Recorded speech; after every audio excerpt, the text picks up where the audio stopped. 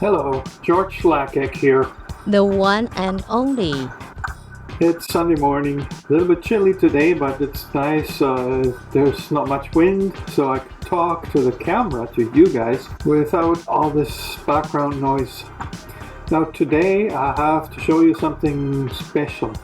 Since the beginning of the pandemic, it seems like there has been a boom on bicycle sales here. And it's understandable because all the gyms are closed and people are looking for alternate ways to work out, and the bicycle is a great way. They're selling a lot of new bikes. But today I'm gonna give you something to think about.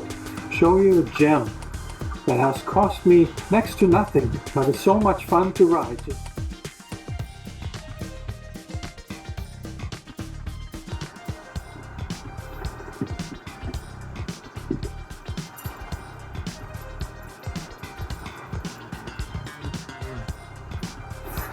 It's an all-original late 1970s BRC road bike.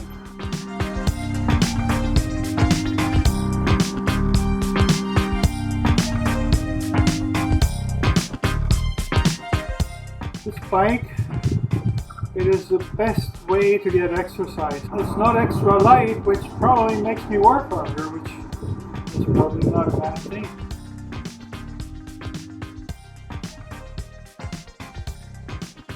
Well, as I've mentioned, this bike is from the late 70s, so I believe. I'm not really totally sure. It's very hard to find information on this brand. It's called Boys Rosser, BRC. And I found out this much. It was made in Canada, in British Columbia. It was a very well-respected brand at the time that designed their bikes in Canada, but had them built in Japan and in Taiwan. This one is apparently made in Taiwan. It says Quality of the Orient, designed by BRC. Original sports frame. So it's high-tech style chromoly, I believe. Of course, it's a lug frame. All the frames during this time were lugged steel frames, raised together. Arm bracket, everything. So this frame has the original paint on it. It's all original. It's got a few scratches now because I ride this thing. But believe me, when I got it, it was a giveaway because it was taking up space in somebody's garage. Mind you, at that point the bike was not rideable. It was not in bad condition. It looked like a brand new bike. However, it hadn't been used. So the grease and all the bearings, it was like wax.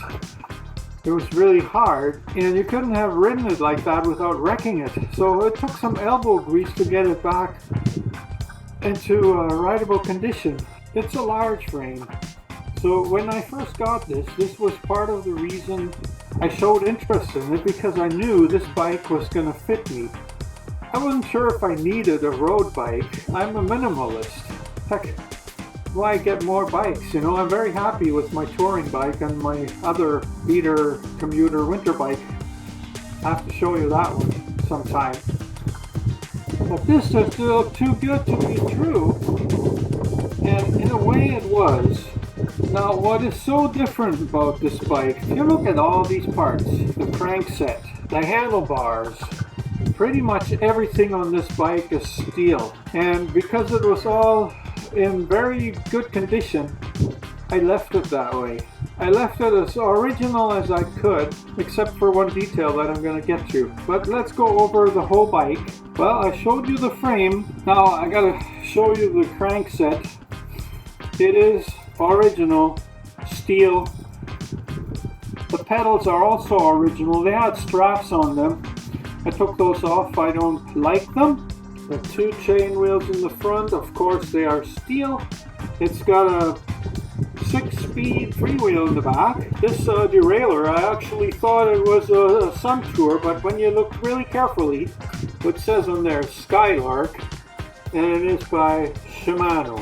This one hasn't got a single piece of plastic on it, and it looks rock solid and it works. Front derailleur is the very familiar looking standard Shimano design. There's nothing special about it. The shifters, they're on the stem. Just a clamp holding them. They're just simple friction shifters, and I think these are original, so that's gotta be worth something too, right? Since we're up here with the handlebars, as I mentioned already, these aren't aluminum. That is pretty rare. I mean, at least today it is. And you may say whatever you want, you know, it's heavy and whatnot, but it does not matter when you're riding the bike. Now, there are some aluminum parts on here, of course, and those are the brakes. I believe they're nothing special at all. I've seen hundreds of these at the community bike shop, and what they have on here, they're called the suicide handles.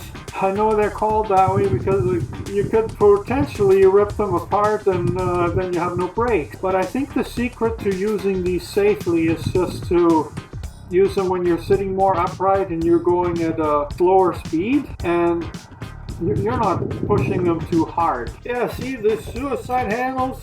I actually use them quite a bit. But when I'm descending a hill at high speed, I go down into the drop handlebars. You know, believe it or not, the tape that you see on there was on. It's had some scuff marks, so I just patched it with electrical tape. I know it's a cheap way out. Since we're talking about the brakes already, you can't see a brand name on that or anything, but I can pretty much guarantee you that they are also original. Front and back, they're the same thing. You can see the rust on this one. They function. They're a little bit clunky if you're used to a high-end bike. This is a clunker, but there's something about this quality of this bike that has to be said. It was a low-end bike or an entry-level bike when it was first sold. But the entry level back then seemed to be a little bit better quality than we're used to today. You can actually ride this and have a lot of fun. That's why, like, this was, for me, it was a big deal to find this. Usually bikes like this, they were worn out and discarded off, I think. And there are very few left that are in basically showroom condition with a few scratches. See, it's gotten more scratches since I have it because I ride this thing. The bike is almost completely original, but I had to do something about the seat. The seat that was originally on there was a piece of high-density sponge that just didn't feel right. Now, you probably noticed that I like the Brooks B17. I had the opportunity to get this one really cheap, so I jumped on it. I put it on this bike because it makes a difference like day and night. That's why also I have a link in my description to the B17. You can order it on Amazon, and I don't mind if you do. Maybe I'll get actually commission. Never done this before, never gotten one yet, but they say that works. Well, let's move on. The wheels. As I mentioned before, there is pretty much everything on this bike is steel, and so are the hubs, front and back.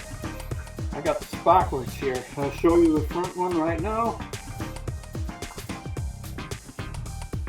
Yeah, this is 100% steel, old school. The wheels themselves, see, the spokes are obviously not stainless. You can see the rust on them. That is one thing that I've been wanting to address. Rebuild these wheels with stainless steel, but so far I haven't, and it doesn't affect anything. And of course, the rims themselves, they're chrome steel rims, and they're still shiny. The tires, the guy gave the bike to me, he said they could be original. Well, I have a hard time believing that because I think they would be cracking all over, and they're actually not that bad. I pumped them up to the recommended pressure of 70 psi. It results in a very firm, beautiful ride. Also, a bit uncommon for road bikes these days, it's the Schrader valve. Of course, I could easily put a Presta valve in there, a different tube, but I chosen not to because my pumps are good for this one. It just simplifies my life. Why do I show you the bottle cage? Well, because originally this bike had none. It just didn't feel right to drill holes into the frame. At the moment I don't have a torch, so I couldn't do it properly. And anyways, like, who wants to burn off this beautiful metallic blue original paint? So I just drilled some holes in there and took a tapped it, and thank God this is a entry-level frame that is thick enough throughout. It can easily take a few threads, and now I got a bottle cage. It's important. You may have seen, or you can see my video that is called Old Fart Child. There are 2 episodes of this. I was riding this bike over 2 days. I was riding it for 400 kilometers, 200 each day. And I'm planning to do something similar again this year. Now, I don't know how this is going to work with our pandemic here, but I believe hotels are open, and I think there's nothing wrong with doing a bike trip, because I will be far away from other people most of the time.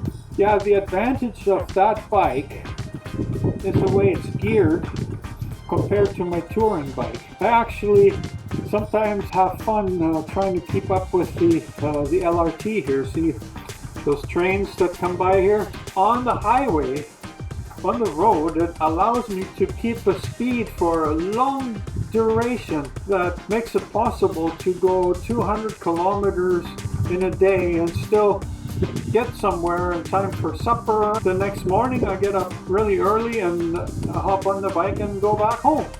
And of course, after those 2 days I'm usually pretty burnt, but that's what I enjoy. It's a challenge. Keep your eye out for that, for the Old Fart Challenge 2020.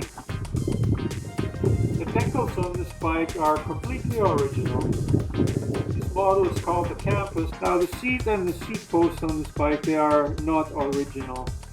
I decided to go with an aluminum seat post simply because I like the clamp design better, to put my B17 on there. I have the frame back here that I'm putting on there, so I have a place to put the camera. I'll show you what it looks like after. I enjoy this bike. It's a lot of fun. And it's cost me, once again, like my touring bike, this cost me next to nothing. Now, I don't know how much this is worth. I haven't got a clue. I don't think it's very much. The frame has stamped dropouts. That right there gives you the indication that it's not a high-end bike. Everything's heavy, it's steel, but you'd be surprised how light it feels when you're riding it. And even the steel wheels, they have certain advantages that we've forgotten about.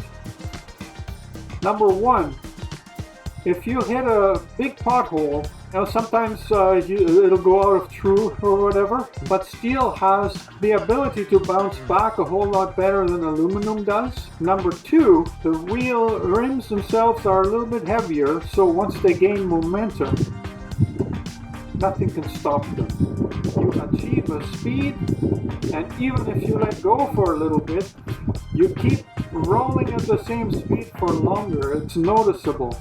I don't care about the weight. I care about the feel. I care about how much fun I have riding it. Now I'm gonna finally go for a little ride.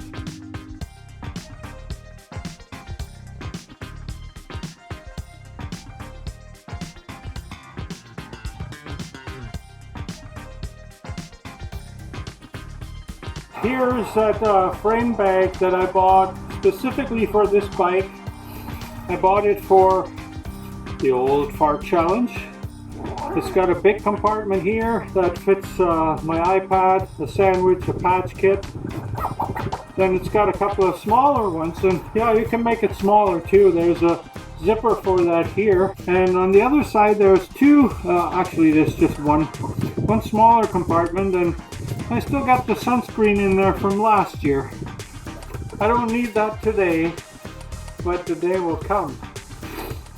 And if you look around you, the trees have leaves.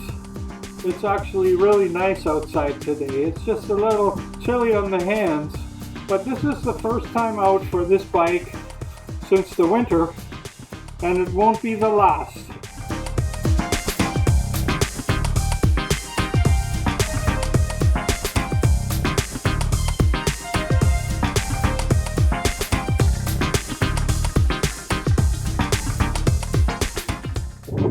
building up a sweat now, which is good when it's only 3 or 4 degrees outside. Well, now you know a bit about my bike. Hope you enjoyed this.